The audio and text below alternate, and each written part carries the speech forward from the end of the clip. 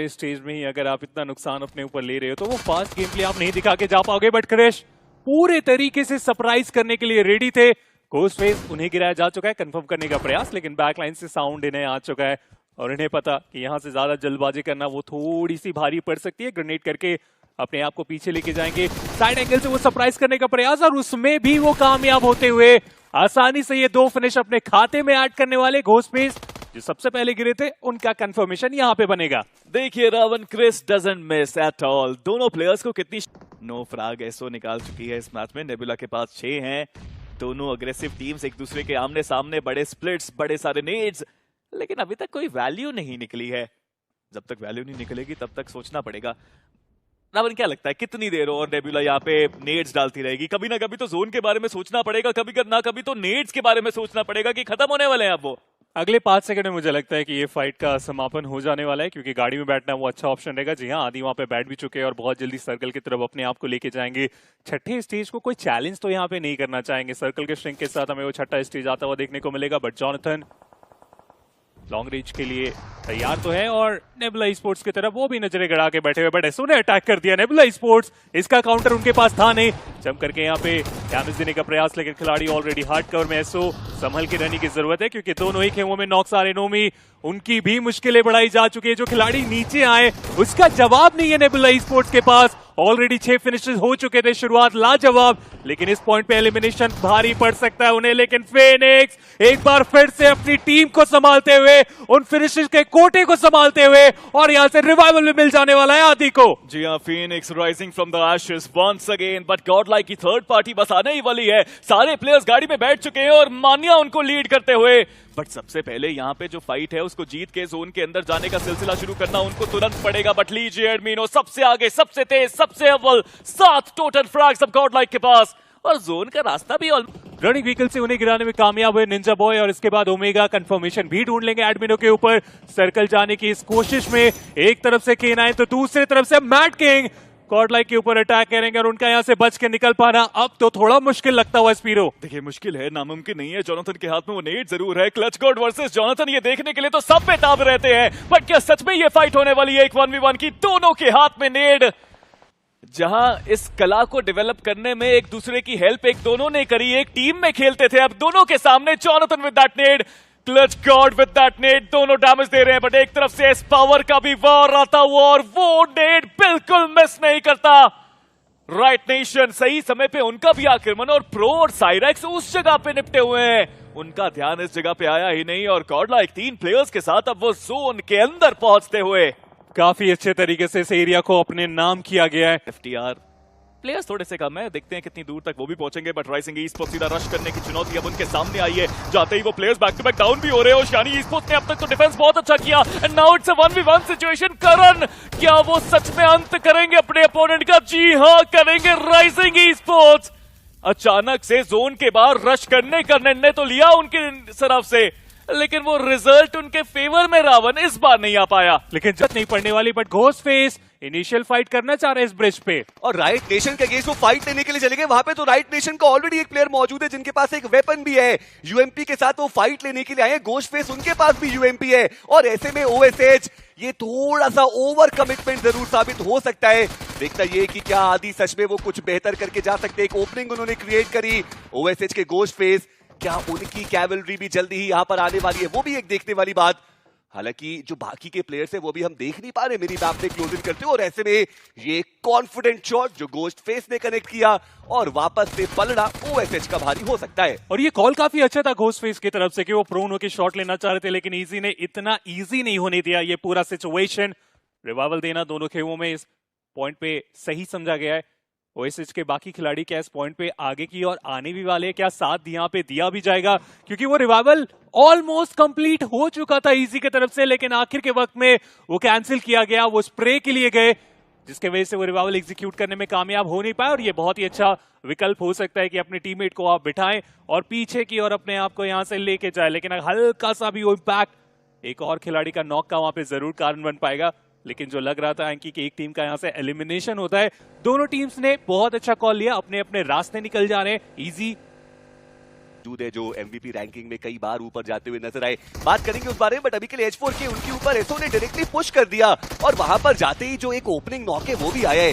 ज्यादा Intel SO के पास मौजूद नहीं थी और ऐसे में ये बड़ा चैलेंज भी साबित हो सकता है। चलिए, जो नॉक प्लेयर थे ग्रे, उन्होंने उनको जो फिनिश कंफर्मेशन है वो निकाला, बट बहुत ओपन में H4K के प्लेयर था। आप कहां पे क्या कर रहे हैं?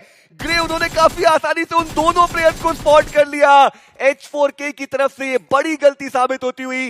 हालांकि एसओ को भी कुछ खास एडवांटेज नहीं मिलेगा क्योंकि 2 प्लेयर्स उन्होंने अपने गंवा दिए, बट H4K, ये जो 2 प्लेयर्स बिल्कुल ओपन में डाउन हुए ना, वो शायद उनको भी लगेगा कि ऐसा नहीं होना चाहिए था। ग्रे अभी भी वो कोशिश करते हुए, और देखना ये कि विज़र्ड क्या वो कोई नॉक निकाल पाएंगे यहाँ पर। एचपी उतनी ज्यादा है नहीं उनके पास और एकेएम के साथ ये खिलाड़ी आगे बढ़ रहे। एक अच्छा हिट और वो खिलाड़ी वहां पे हमें खत्म होता हुआ देखने को मिल सकता है, पर सामने से यूएमपी के साथ, और उसके बाद भी ग्रे, आपके पास ज्यादा अपॉर्चुनिटी थी इस फाइट को जीतने की, लेकिन विज़ार्ड ने वो जादुई पारी अपने लिए यहाँ पे ढूंढी, जिसकी वजह से वो 2 फिनिशर्स यहाँ पे निकाले ऑलरेडी जा चुके हैं।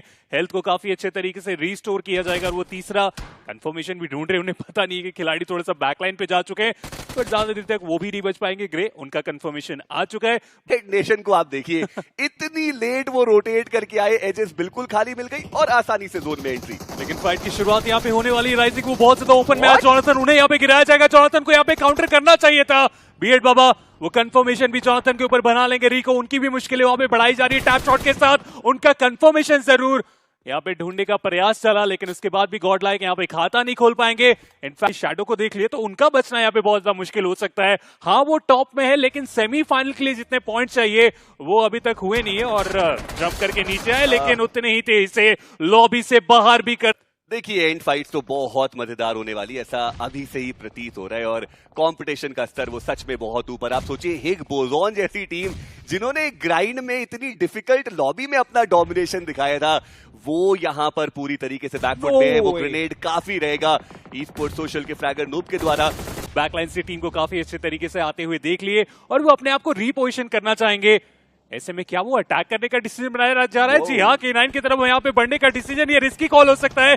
क्या वो रिवॉर्ड में तब्दील कर पाएंगे? जी हाँ, स्लग के ऊपर वो गाड़ी, पहला नॉक निकाला जा चुका है। फियर्स की तरफ से अपोलो शॉट लेते हुए, गाड़ी से घूमते हुए, क्या वो और यहाँ पे कनेक्शन बनाएंगे? जी हाँ, K9, उन्हें इस लॉबी से बाहर कर दिया जाएगा। कल के अपने आप को कवर तक लेके जाना मैं तो पॉसिबल होता हुआ नहीं देख पा रहा हूं और उसकी शुरुआत भी हो चुकी है। एडमिनो, उन्हें गिराया जा चुका है, कंफर्म करने के प्रयास, और सामने से सीधा गाड़ी लेके गॉडलाइक के बीच में चलेंगे। एस पावर, उन्हें भी गिराया गया। मान्या फाइट बैक करते हुए अपनी टीम के लिए, उस पॉइंट के लिए, उस क्वालिफिकेशन के लिए। कंफर्मेशन के बाद रिवाइव देने का प्रयास चल तो रहा है, लेकिन उसके बाद ये जो ग्रेनेड्स आने वाले, क्या इसका जवाब गॉडलाइक के पास है? वो तो वक्त ही बताएगा, क्योंकि स्प्लैश डैमेज भी अपना काम करके जा सकता है। कलयुग वो बैक टू बैक ग्रेनेड्स फेंकते ही चले जा रहे हैं। एस पावर, उनका रिवाइवल हो चुका है इस ग्रेनेड के साथ। एक बार फिर से एस पावर को गिराया जाएगा। मान्या महोदय, क्या एक बार फिर से पारी को संभाल पाएंगे? जी नहीं, उनका हुआ एलिमिनेशन। गॉडलाइक 11वें पे अगर मेटा निंजा ने राइजिंग को यहां से बाहर कर दिया तो उसके बाद तो कोई और कंपटीशन उनका बचता नहीं है इस पर्टिकुलर मैच में। चिकन डिनर बिल्कुल क्लियर हो जाएगा, पर क्या ये 30 बॉम्बर चिकन डिनर होगा? ये भी एक देखने वाली बात जरूर। अपोलो एक ग्रेनेड के साथ वो तैयार, और अब तो राइजिंग के पास ब्रीदिंग स्पेस बहुत कम होने वाला है। रावण, सच कहूं तो देखा नहीं जा रहा राइजिंग का ये परफॉर्मेंस, जहां पर सच में वो अग्रेसिव खेल सकते हैं। बियर्ड बाबा, युवा जैसा प्लेयर आपके पास मौजूद है, ड्रैगन जैसा प्लेयर आपके पास मौजूद है। आखिर क्यों ऐसा होता है ये मैं समझ नहीं पाया। चलिए, समापन वो हो चुका है टीम राइजिंग का। फिनिशेस उन्होंने एक बार पाएगा नहीं। फाइनल स्टेज पे हम आ चुके हैं। व्हाइट टाइगर एक ऑफ एंगल बनाने का प्रयास किया जा रहा है उनके एंड से, बट शैडो 7 फिनिशेस उनके तरफ से हमने अभी तक देखा, और फियर्स वो 6 फिनिशेस निकाले अपनी टीम की तरफ से। इस डुओ ने इस लॉबी को बहुत ज्यादा तंग किया है, बट फियर्स हाइट का एडवांटेज पूरी तरीके से स्मोक करके विजन ब्लॉक करेंगे अपने साइड एंगल पे, और उसी स्मोक का उपयोग करते हुए वो शॉट लेने का भी ट्राई किया जा रहा है। स्मोक पाथ भी यहाँ पे इस्तेमाल किया जा रहा है। ग्रेनेड भी फेंक रहे ताकि अपोनेंट एडवांस ना कर पाए, उनके ऊपर स्प्रे ना कर पाए, और काफी आसानी से वो फाइनल ग्रेनेड मेटा निंजा वो लेके जाएंगे यहाँ पे विनर चिकन डिनर। 30 बॉम्बर की जो हम बात कर रहे थे वो के बीच में एसओ और गॉडलाइक एक बार फिर से ये दोनों ही टीम सामने सामने हमें देखने को मिल रहे हैं। देखना इंपॉर्टेंट है कि वो जो ओपनिंग है वो कौन क्रिएट करके जाएगा। जी हाँ, पर जॉनथन, उनके पास एक बढ़िया एंगल जहां से वो प्लेयर्स को स्पॉट कर सकते हैं, पर अगर वो ओपन में रहे तो कहीं दूसरी जगह से भी उनको शॉट्स पड़ ही सकते हैं। पर अपने ही ग्रेनेड से वो प्लेयर वहां पर डाउन हो गया। एस पावर, उनका ग्रेनेड प्लेयर खत्म हो गया। पर अभी भी एएसओ वो अपने 3 प्लेयर्स के साथ यहाँ पर मौजूद रहने वाले जोनाथन वो अभी भी ऊपरी दिशा में और नीचे की साइड पर नेबुला वो आपको देखने को मिलने वाली है। पावर अभी तक पोजीशनिंग उनको पता नहीं है एंड वहीं पर जो दूसरे प्लेयर बैठे हैं एसओ के चहलकदमी उन्होंने बिल्कुल भी नहीं करी एंड स्लो इंतजार करता हुआ वो प्लेयर और स्मोक्स थोड़े बहुत वहां पर डाल दिए गए पर एडमिनो की बढ़िया मोलोटॉप जहां पर वो डाउन हो गए एंड स्लो जोनाथन की तरफ से वो शानदार ग्रेनेड और एसओ अब वो बचे मात्र एक खिलाड़ी के साथ एंड टीम गॉड लाइक शानदार शुरुआत इस मैच की। और यही वो टीम गेम है जो राउंड 4 के इनिशियल 3 मुकाबलों में हमें देखने को मिला था और यहां पर भी आप देखिए एडमिनो जोनाथन एस पावर तीनों का एक साथ वो एफर्ट हमें देखने को मिला। मान्या का वो मास्टरमाइंड और अब ग्रे वो बचते हैं एकमात्र खिलाड़ी। अभी भी गॉडलाइक के पास एक मौका रहेगा कि वो 52 का जो आंकड़ा है वो पार करके जा पाए बट उसके लिए ऐसे ही उनको अग्रेसिव खेलना है, फाइट जीतनी है और अभी भी ग्रे वो ऊपर मौजूद है। 4 फिनिश कंफर्मेशन अभी तक आया नहीं है। देखना ये कि क्या वो थोड़ा सरप्राइज करके जा सकते हैं अब गॉडलाइक के प्लेयर्स को। ऊपर की तरफ वो मौजूद है और पावर अभी भी वो सीढ़ियों से ऊपर जाने का निर्णय उन्होंने लिया नहीं है। और मैं सोच रहा हूं कि आखिर ऊपर का जो एरिया है उसे चेक क्यों नहीं किया जा रहा है। जो बाकी प्लेयर्स हैं गॉडलाइक के एटलीस्ट उनको ऊपर साथ में आना चाहिए। एक बार के लिए आप चेक करें और एक बार के लिए आप पता करें कि वो जो चौथा प्लेयर है वो क्या अभी भी ऊपर है या फिर नहीं है। पर चलिए फाइनली अब ऊपर जाने की जो बात है वो आ चुकी है पर पहले मोलोटॉव्स डाले जाएंगे। पर मैं सोच रहा हूं कितने इत्मीनान से गॉडलाइक के जो प्लेयर्स थे उन्होंने लूट इकट्ठा किया।